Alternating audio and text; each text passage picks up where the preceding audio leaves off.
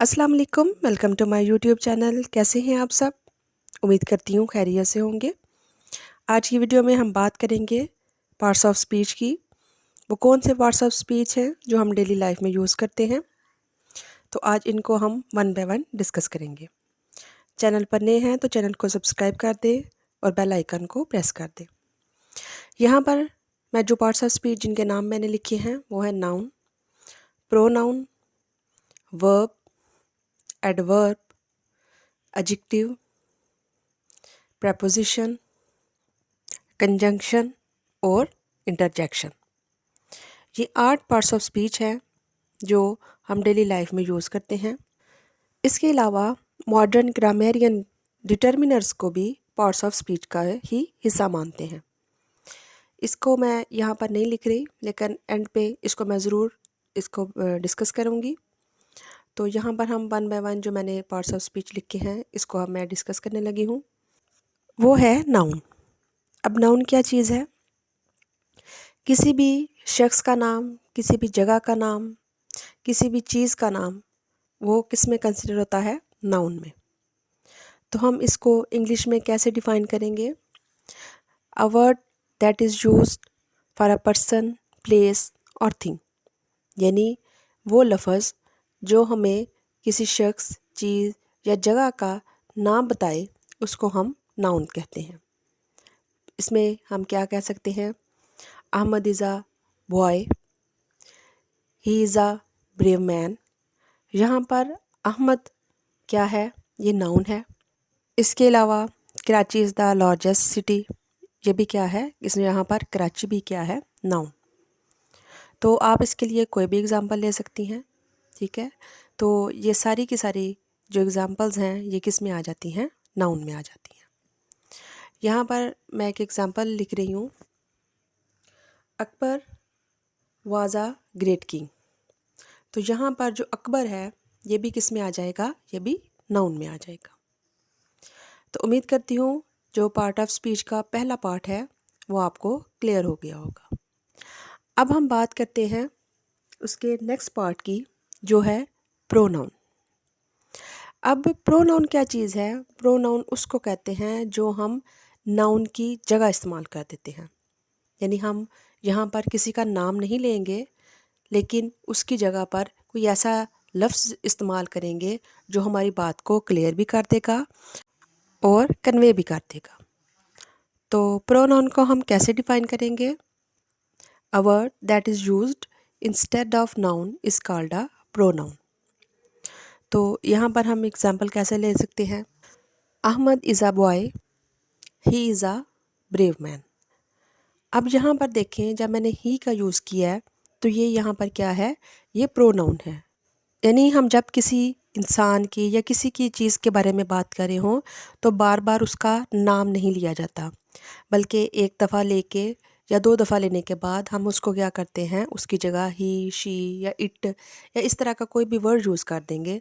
तो ये हमने यहाँ पर क्या करते हैं? हम नाउन की जगह प्रोनाउन यूज़ कर देते हैं। अगर एक एग्ज़ाम्पल की बात करें तो यहाँ पर मैंने एक एग्ज़ाम्पल लिखी है, John is absent because he is ill. ठीक है, तो यहाँ पर पहले जॉन की बात हो रही है और नेक्स्ट जो पार्ट है सेंटेंस का वहाँ पर मैंने क्या यूज़ कर दिया? ही। तो यहाँ पर जो ही है ये क्या है? प्रोनाउन। अब हम अगले नेक्स्ट जो है हमारा पार्ट ऑफ स्पीच उसकी बात करते हैं, वो है वर्ब। वर्ब किसी भी काम के करने या होने को शो करता है। इसको इंग्लिश में हम कैसे डिफाइन करेंगे? A word that express action और स्टेट।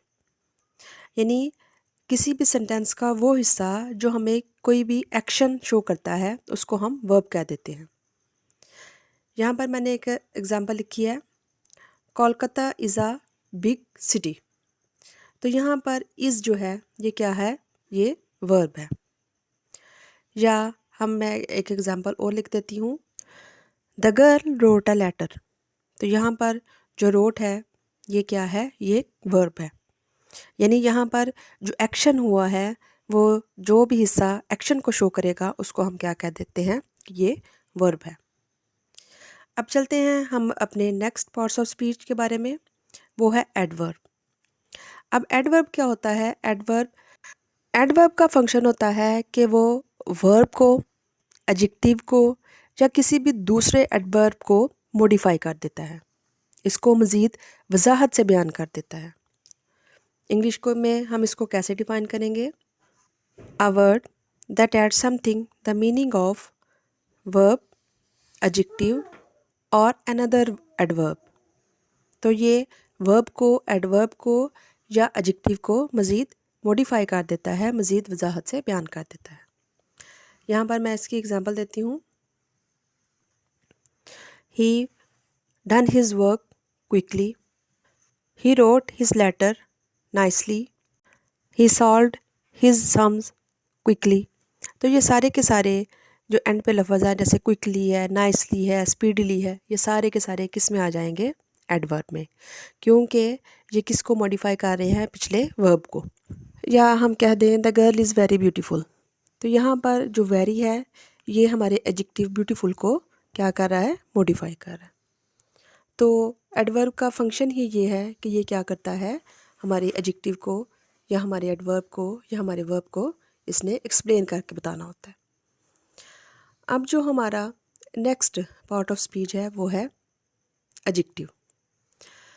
जैसे एडवर्ब का काम है मॉडिफाई करना, इस तरह एडजेक्टिव भी मॉडिफाई करता है। लेकिन अब एडजेक्टिव किसको मॉडिफाई करता है? ये मॉडिफाई करता है नाउन को और प्रोनाउन को। तो हम इसको इंग्लिश में कैसे डिफाइन करेंगे?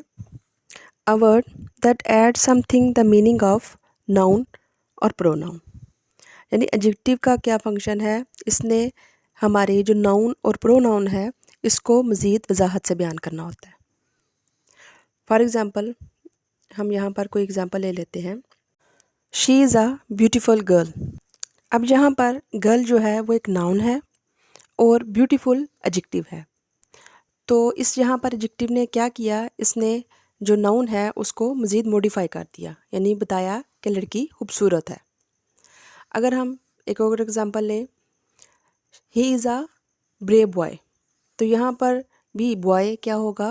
वो नाउन है और ब्रेव यहाँ पर क्या है? एडजेक्टिव।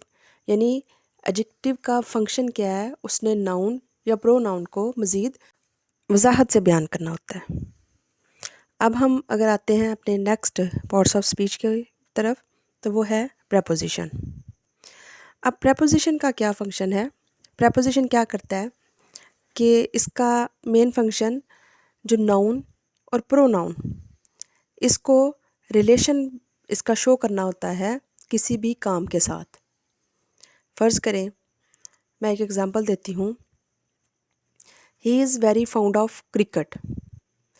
तो यहाँ पर ही जो है ये क्या है? ये एक प्रोनाउन है। तो फाउंड ऑफ किसका है? क्रिकेट का, यानी वो शौकीन किसका है? क्रिकेट का। अब यहाँ पर जो ऑफ है इसने क्या किया है? इसने रिलेशन शो कर दिया है एक प्रोनाउन का उसके काम के बरा की तरफ, यानी लड़का जो है वो क्रिकेट का शौकीन है। तो यहाँ पर ऑफ जो है वो एक प्रपोजिशन के तौर पर काम कर रहा है। यहाँ पे एग्जाम्पल ले लेते हैं। There is cow in the garden. तो यहाँ पर क्या है? देयर इज़ अ काउ, यानी अ काउ क्या है? यहाँ पर एक नाउन है और इन द गार्डन वो कहाँ पर है? एक बाग के अंदर। लेकिन जहाँ पर जो प्रपोजिशन इन है इसने क्या कर दिया है? उस नाउन को और वो कहाँ पर है उसको आपस में एक रिलेशन बना दिया है। तो इनके बगैर हमारा फ़िक्रा अधूरा है। ठीक है, तो ये जो प्रपोजिशन जब इस दरमियान में आती है तो हमारे सेंटेंस को एक रिलेशन मिल जाता है, नाउन को काम करने के साथ एक रिलेशन मिल जाता है, या प्रोनाउन को जो भी काम किया जाता है उसके साथ रिलेशन बनाने के लिए यहाँ पर हम प्रपोजिशन का इस्तेमाल करते हैं। अब हम अगर नेक्स्ट पार्ट्स ऑफ स्पीच के बारे में बात करें तो वो हमारा है इंटरजेक्शन। इंटरजेक्शन क्या करता है? हमारी सडन जो इमोशंस हैं, चाहे वो खुशी की हो या गम की, उसको शो करता है। Hurrah we won the match. यहाँ पर हुर्रा ये हमारी सडन जो फीलिंग है, सडन इमोशन है, उसको शो कर रहा है। इसी तरह अलेस शी इज़ डेड। तो यहाँ पर जो अलेस है यानी अचानक हमारे मुंह से कोई या हमारे कोई जज्बात, एहसासात कुछ भी ज़ाहिर हो, तो ये किसका हिस्सा होते हैं? ये इंटरजेक्शन का हिस्सा होते हैं। अब जो हमारा नेक्स्ट पार्ट ऑफ स्पीच है वो है कंजंक्शन।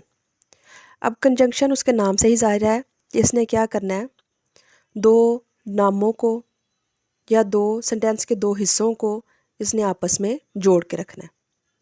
फ़र्ज़ करें, एक एग्ज़ाम्पल है, Ali and Ahmad are playing cricket. यहाँ पर दो नेम मैंने ले लिए, अली एंड अहमद, और यहाँ पर एंड उसने इन दोनों को आपस में जोड़ दिया। इसके बाद हम बात कर देते हैं डिटर्मिनर्स की। बाज़ जो मॉडर्न ग्रामेरियन हैं वो डिटर्मिनर्स को भी पार्ट्स ऑफ स्पीच का हिस्सा बोलते हैं, क्योंकि इनका काम क्या होता है, आइडेंटिफाई कर देना या डिटरमिन कर देना नाउन को। इनमें कौन कौन से शामिल हैं? A, an, the, this, that, any, every, each, ये सारे के सारे डिटर्मिनर्स का हिस्सा होते हैं।